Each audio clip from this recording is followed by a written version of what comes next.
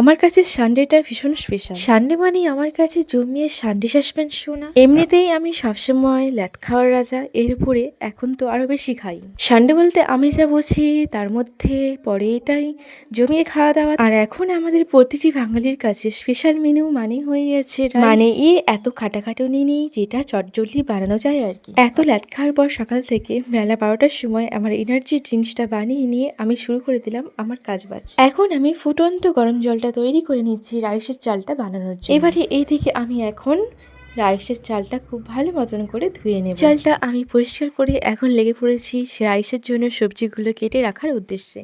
এখানে বিভিন্ন রকম শীতকালীন সবজি রয়েছে, সেসব সমস্ত সবজি দিয়ে আজকে বানানো হবে। তার মধ্যে তো অবশ্যই যাবে শীতকালীন কড়াইশুঁটি। তো এখন কড়াইশুঁটিগুলো অর্ধেক রাইসটা রেডি হওয়ার পর সেখানে অ্যাড করে দিয়েছি। ব্যাস, আমাদের এখানে রাইসের জন্য রাইস রেডি। এবার তো আমি শীতকালীন সমস্ত সবজিগুলো ভেজে দিয়ে দিলাম এই রাইসের উপর। এখন আমার ফাইনালি কমপ্লিট ভেজ রাইস। ল্যাদ খেয়ে রান্না বানাতে বানাতে অলরেডি 1টা বেজে গিয়েছে।